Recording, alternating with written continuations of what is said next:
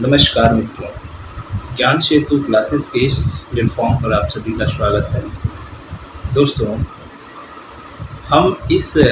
मंच के माध्यम से आप सबको हिंदी साहित्य के विविध स्वरूपों पर बातचीत करने के लिए तथा उससे जुड़े तमाम उन सभी जानकारियों को उपलब्ध कराने के लिए उपस्थित होते हैं। आज हम जिस टॉपिक या जिस विषय को लेकर आप सबके समक्ष उपस्थित हैं, वह विषय है साहित्य। साहित्य,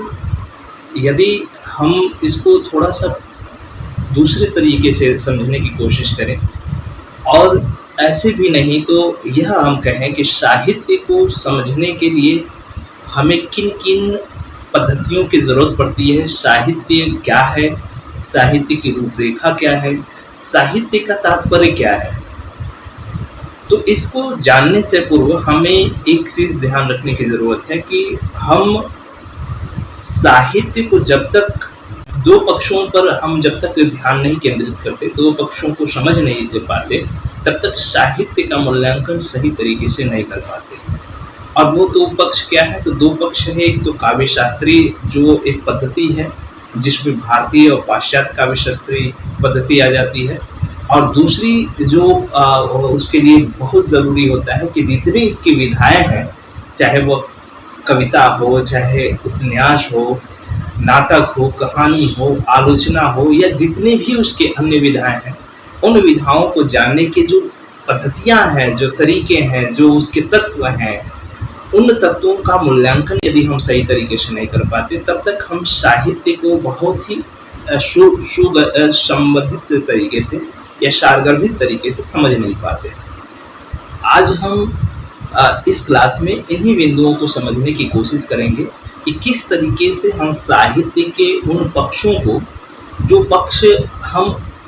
देख नहीं पाते, समझ नहीं पाते, या समझने में हमें तकलीफ होती है, हमें उलझन महसूस होती है, उसे किस तरीके से आसान तरीके से बनाकर समझा जा सकता है। तो इससे पहले हमें यह ध्यान रख लेना जरूरी है कि साहित्य जिसे हम कहते हैं वो साहित्य है क्या, या साहित्य में जो भी चीज़ें शामिल की जाती हैं वो कौन कौन सी चीज़ें हैं। यहाँ एक चीज़ आप लोगों को ध्यान दिलाऊं कि साहित्य कहने से तात्पर्य है कि केवल हिंदी में लिखा गया ही साहित्य, या हिंदी में लिखे गए जो भी साहित्यिक रचना है वो साहित्य के केवल वही केंद्र में नहीं आते, बल्कि अंग्रेजी या दूसरी अन्य जो भाषाओं में, जैसे बंगाली हुआ, गुजराती हुआ, मराठी भाषा हुआ, जितनी भाषाएं हैं उनमें भी लिखी गई जो भी रचनाएं हैं वो सभी इसी के अंतर्गत रखी जाती हैं। लेकिन हम चूंकि हिंदी परिप्रेक्ष्य से ज़्यादा अपने को जुड़े महसूस करते हैं, हिंदी साहित्य से ज़्यादा अपने को लगाव महसूस करते हैं, तो हिंदी में किस तरीके से इसकी मान्यता देखने को मिलती है, किस तरीके का पहल देखने को मिलता है, इस पर बात करेंगे और इसको समझने की कोशिश करेंगे। तो साहित्य को जानने से पहले हमें कुछ बिंदुओं को ध्यान रखना ज़रूरी है, जिस पे हम कभी भी इन सभी चीज़ों को दृष्टिगत करते हुए, इन सभी चीज़ों को देखते हुए हम यह नहीं ध्यान रख पाते कि साहित्य को कैसे मूल्यांकित करना चाहिए, साहित्य को कैसे पढ़ा जाना चाहिए। जैसे ही हम साहित्य कहते हैं तो हमारे ज़हन में दो तीन चीज़ें उभर कर आने लगती है कि साहित्य का मतलब होता है कविता, कहानी, उपन्यास, यही सभी चीज़ें। ये ठीक है कि ये सभी विधाएं साहित्य को एक विस्तृत रूप प्रदान करती हैं, लेकिन साहित्य केवल इन्हीं से निर्मित नहीं है। साहित्य में वो सभी चीज़ें आ जाती हैं जो हमारे सहित की भावना से बनी होती है, चाहे वो सिनेमा जगत की हो, चाहे वो नुक्कड़ नाटक हो, चाहे नाटक खेला जा रहा हो, मंचीय नाटक जिसे हम कहते हैं, वो जो भी इस तरह की, चाहे वो कला की कोई प्रदर्शित रूप हो जिसमें चित्रकला है या संगीत का जो भी एक रूप है, ये सभी कुछ साहित्य को समृद्ध बनाती है। तो साहित्य का दायरा बहुत विस्तृत है, इसको हम छोटे में नहीं आंक सकते। अब हम बात करें कि साहित्य जो हम हिंदी के अंतर्गत साहित्य को लेते हैं और हिंदी साहित्य पर बात करते हैं, तो इसमें हम किन किन चीज़ों पर गौर करते हैं, किन किन चीज़ों को ध्यान देते हैं। तो साहित्य पर जब हम आगे बात करेंगे, जब इस क्लास में अगले टर्म में हम बात करने की पहल करेंगे, तो उसमें हम ध्यान देंगे कि साहित्य के भेद किए गए हैं। जब हम काव्य शास्त्रीय ढंग से या काव्य शास्त्रीय पद्धतियों पर बात करेंगे तो हमें ये पता चलेगा कि वहाँ पे साहित्य के भेद बताए गए हैं, और साहित्य के भेद को हम 2-3 रूपों में देखते हैं, खासकर 3 रूप उसके सामने आते हैं। एक होता है पद्य रूप, एक होता है गद्य रूप और एक होता है चंपू रूप। तो ये 3 जो रूप हमारे सामने प्रस्तुत होके आते हैं, ये साहित्य जो हिंदी साहित्य है इसी को कहीं न कहीं व्याख्यायित करते हैं। पद्य में हम सब जानते हैं कि पद्य का मतलब है जो गाया जा सके, जो छंदबद्ध रचना हो, या मतलब जिसे में चमत्कार की प्रधानता हो, जिसमें कल्पना और भाव प्रणवता हो, ये सभी रचनाएं कहीं ना कहीं पद्य को व्याख्यात करती हैं, जिसमें हम कविता को ले सकते हैं। तो कविता क्या होती है, कविता को कैसे देखा जा सकता है, कविता की कैसे मानवता हमारे सामने आती है, इसको हम बात करेंगे। हम एक चीज यहाँ पर जिक्र कर लें कि जब पद में हम कविता पर बात कर रहे हैं, तो कविता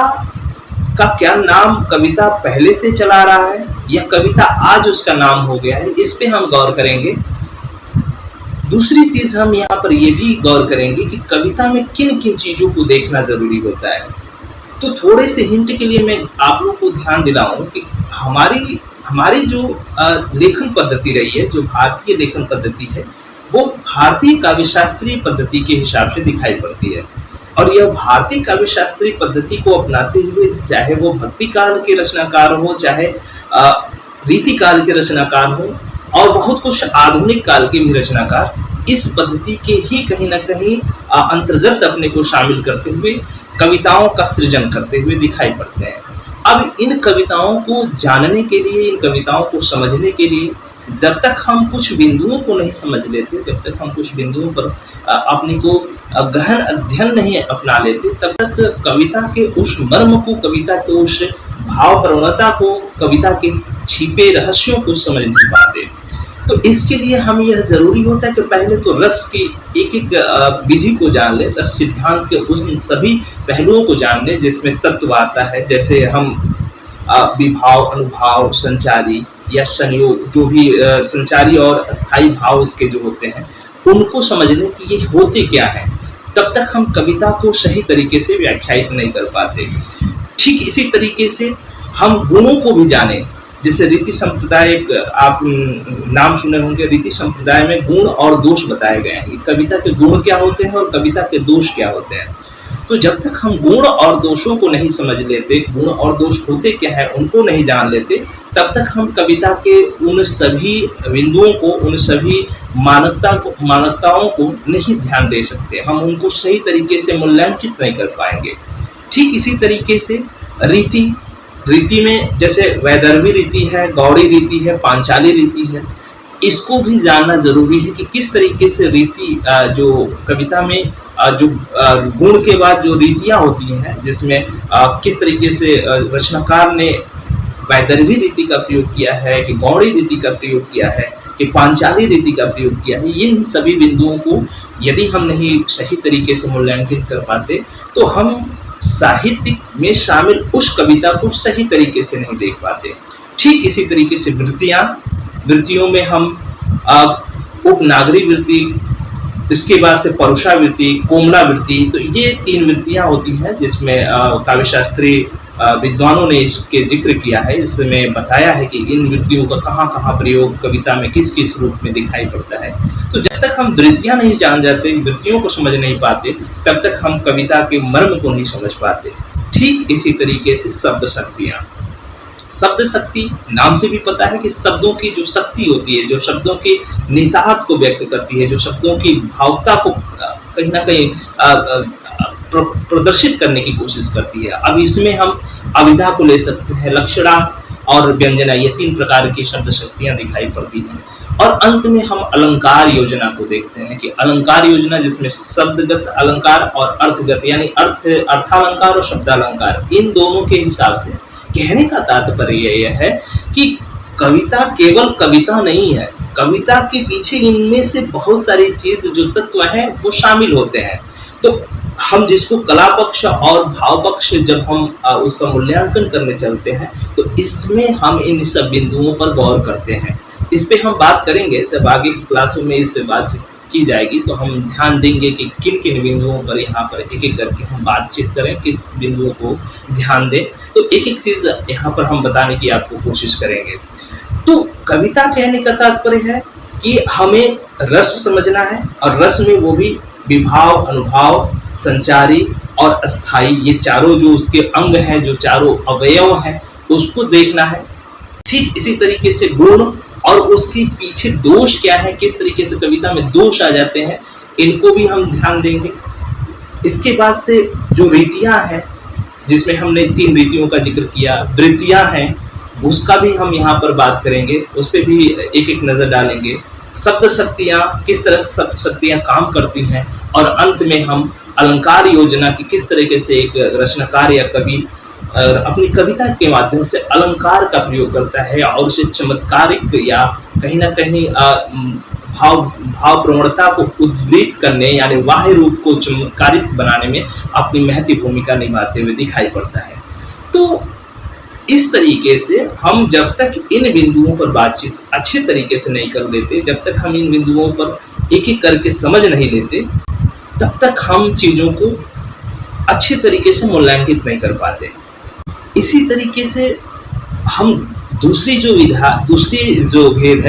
भेद है वो गद्य भेद है। गद्य कहने का मतलब है जो छंद से रहित हो, जिसमें छंद की कोई भाव योजना न हो, जिसमें छंद का कोई आरोप न हो, विचार प्रदान हो, जिसमें लेखक अपने विचारों को कहीं ना कहीं शामिल करता हो और व्याकरण की पूरी योजना उसमें दिखाई पड़े। तो ये जो भी रचना इससे युक्त होगी वो गद्य प्रधान होगी। और गद्य प्रधान रचनाएं हम समझ सकते हैं कि कौन कौन सी होती हैं। तो इसको हम कविता को छोड़कर जितनी भी रचनाएं, जितनी भी विधाएं शामिल की जाती हैं, इसके अंतर्गत हम कहानी को,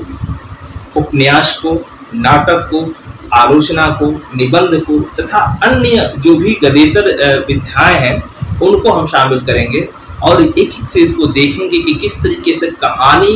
जो लेखक लिखता है, कहानीकार जब कहानी को लिखता है तो किन तरीके से या किन तत्वों को ख्याल करते हुए उसमें शामिल करता है, किन बिंदुओं को ध्यान देता है। इसी तरीके से उपन्यासकार की क्या लेखन पद्धति के पीछे एक अपनी स्थिति होती है, उसका सोच क्या होता है, उसका उद्देश्य क्या होता है।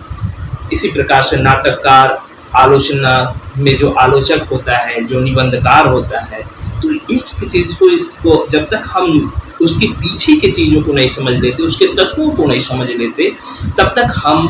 गद्य की विधाओं को भी सही तरीके से मूल्यांकित नहीं कर पाते हैं। तीसरी जो विधा है वो है चंपू। और चंपू काव्य में हम जानते हैं कि गद्य पद्य मिश्रित रचनाएं होती हैं और इसमें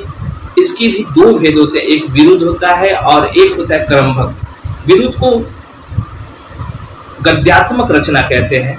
और जो क्रमबद्ध होता है वो पद्यात्मक होता है। इसको हम डिटेल में समझेंगे जब हम इस पे बातचीत करने के लिए आएंगे। तो आप सब समझ गए होंगे कि हम यहाँ क्या किन बिंदुओं पर बातचीत करने की बात कर रहे हैं और क्या क्या चीज़ें हम यहाँ देखने वाले हैं। तो मुझे आशा है कि आपको ये वीडियो पसंद आएगी और आप उन सभी तत्वों को अच्छी तरह से जान पाएं। यही हमारा उद्देश्य है कि साहित्य केवल पढ़ने की चीज़ नहीं, साहित्य हमारे जीवन में किस तरीके से एक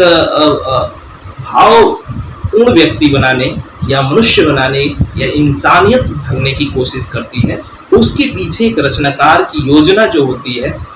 उस किन किन विधाओं को, किन किन तरीकों को, किन किन बनावट के जो सामान होते हैं, जो तत्व होते हैं, उनको शामिल करके वो एक घड़े का रूप देता है। जैसे कुम्भकार होता है, मिट्टी, लोना और चाक पर उसे रखकर सहेजता है, फिर अपनी कलाकारी करते हुए एक सुंदर घड़ा निर्मित करता है। ठीक उसी तरीके से एक रचनाकार शब्दों को लेता है, बिंब योजना को लेता है,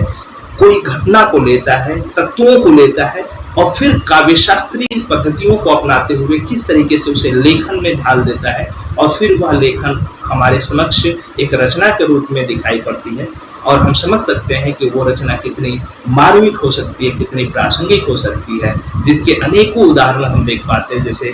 तुलसीदास द्वारा रचित रामचरितमानस, प्रसाद जयशंकर प्रसाद द्वारा रचित रामायणी और भी जो पद्यात्मक जो विधाएं हैं, पद्यात्मक विधा को समृद्ध बनाते हुए, जैसे प्रिय प्रवास है हरिऔध द्वारा रचित, साकेत है मैत्री शरण गुप्त द्वारा रचित,